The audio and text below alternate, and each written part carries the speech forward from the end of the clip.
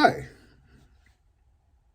I actually chose the topic of the roles that gender, race, and age play in the political landscape.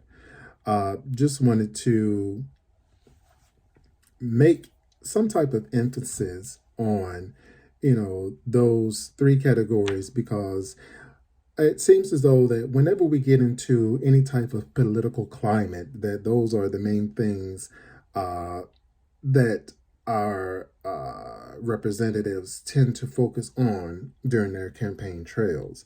Um, I'll say, if you think about, the age of the majority of individuals who do go into, let's say our last election, if you think about, Donald Trump and Joe Biden, um, Pete Buttigieg. I hope I'm saying that right. I always mess up his name.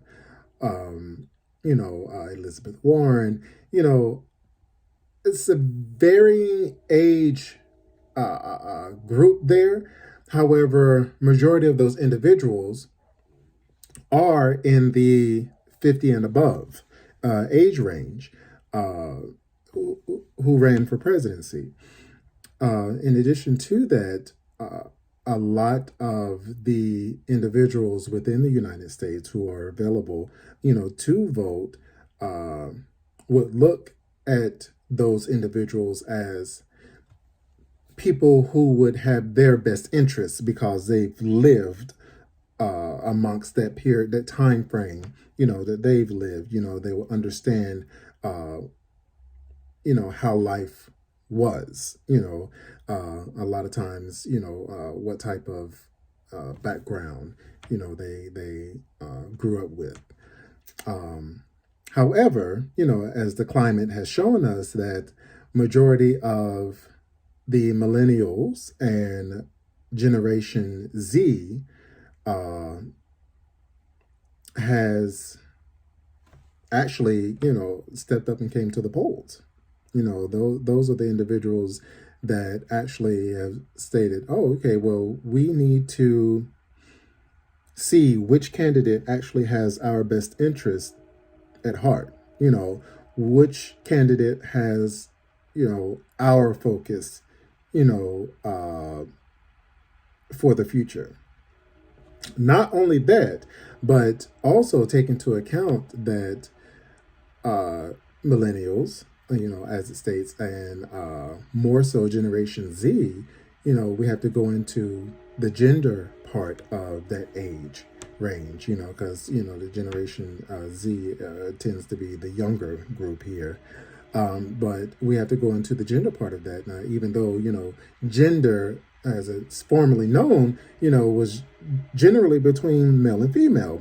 But now, as we're coming into a more knowing society and trying to be more inclusive of all types of individuals, we understand that that term of gender is more broadly used to denote a range of identities that don't necessarily correspond to just male or female.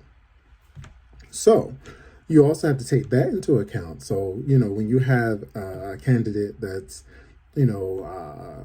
campaigning and saying, I have your best interest at heart, I can get you the validation that you seek from the community and from the world. I can make sure that you are seen as a human being, as an individual, as upright standing citizen, and you no longer have to be looked down upon, in the future. Those are things that uh, those types of individuals who may fall outside of just male or female, look for in someone to represent them. Um, Not only that, you also have you can also throw in, race, which is a big, a big category, for our presidential elects, candidates to touch on. There's a lot of hot button topics, surrounding racial equality, racial equity. So the candidate that states, hey, I can make sure that, the books that you receive at your school, which is predominantly black, or at your HBCU are the same books or just as good or maybe even better in some aspects as the predominantly white institution is down the road. These are things that individuals look at, when it comes to their candidates, However, the flip side of that is that the candidates must know their audience. The candidates must know who they're talking to and how to get their personal message to their audience so that their audience believes that what that particular candidate is stating is their message, their own message. So when we go in and we think about things that we've covered in class, just thinking about the mental processes, that we may not, be aware of on a day-to-day basis,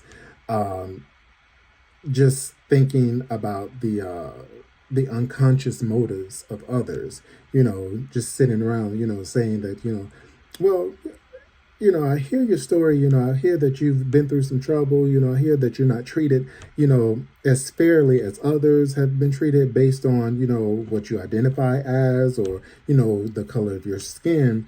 But I believe that once I'm in office, I'll be able to actually do something about that, then that means that that individual feels something for that particular person, for that particular candidate, and thinks, well, I might be able to vote for them, or give them my vote and say, hey, they are going to do something for me, because they see me as I feel as though I need to be seen, even though it could be like our last president, Donald Trump, he said a lot of things, and clearly did the opposite of them, or clearly did other things other than what he said. But it's just making sure that the individual knows the audience that he's speaking to, and so that he can kind of gauge the impression of the audience, because he did a lot of campaigning, he did a lot of talking, and double talking, just so that he can kind of gauge, the response from the audience. It's very big on, response, and attention. He wanted that type of impression, that he had the biggest, he had the best, everyone looked up to him because he got stuff done, but at the same time, a lot of things that were done for his own benefit, not necessarily the benefit of the country. But, that's another story.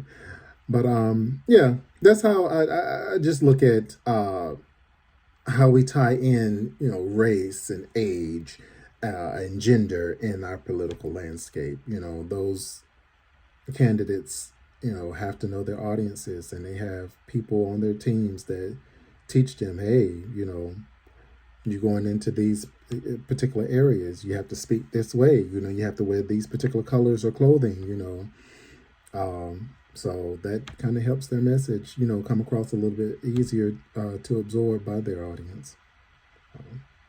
I hope this has been informative.